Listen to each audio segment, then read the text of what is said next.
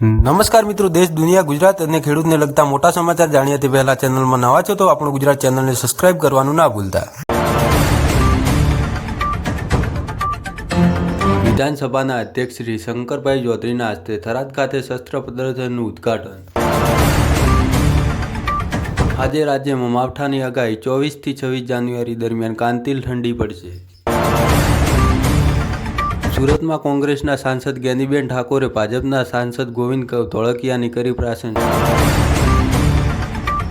ડીસામાં 25 જાન્યુઆરી રબારી સમાજનું મહાસંમેલન, વાર્ષિક 100 કરોડની બચત સાથે શિક્ષણ પર મુકાશે ભાર। બનાસકાંઠા જિલ્લામાં હવામાન વિપરીત અસરને લઈને બટાકાના પાકમાં પાછોતરો સુકારો। શિક્ષકની નોકરી ત્યાજી પાલનપુરના જાગૃતિબેન શરૂ કર્યું સેવાનું કાર્ય। પાલનપુરમાં એક સાથે 35થી વધુ વિદ્યાર્થીઓને ફ્રૂટ પોઈઝનની સ્કૂલમાં દાળ ભાત જમ્યા પછી તબિયત લથડી। રાજપૂત જાગીરદાર સમાજે પોતાનું બંધારણ જાહેર કર્યું, લગ્નમાં ડીજે બેન્ડ લાવવું નહીં, દાગીના પણ લાવવા નહીં।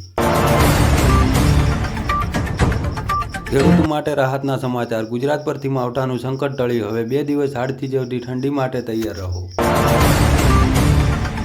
દિયોદર લુંદ્રા પાસે આઈસર અને દૂધના ટેન્કર વચ્ચે અકસ્માત, ડ્રાઈવરનું થયું મોત।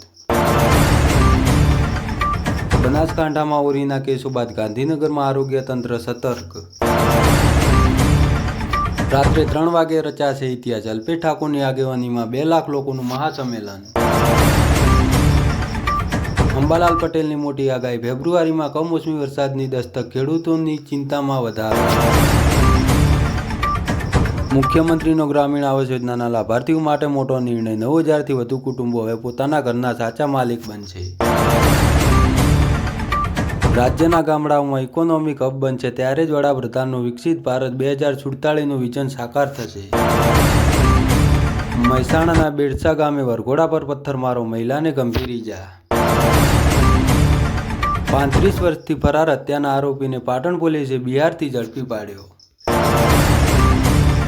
પાટણ સાંતલાપુરમાં 3 પોલીસકર્મી સસ્પેન્ડ, દારૂની મહેફિલના વાયરલ વિડીયો બાદ કાર્યવાહી।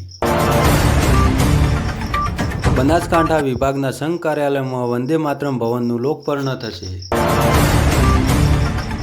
વડગામના પુખલામાં એશિયાના અત્યાધુનિક બાયો સીએનજી પ્લાન્ટનો પ્રારંભ। તો મિત્રો, દેશ દુનિયા ગુજરાતને ખેડૂતને લગતા આવા ટોપ 10 સમાચાર જોવા માટે ચેનલને સબસ્ક્રાઇબ કરવાનું ના ભૂલતા।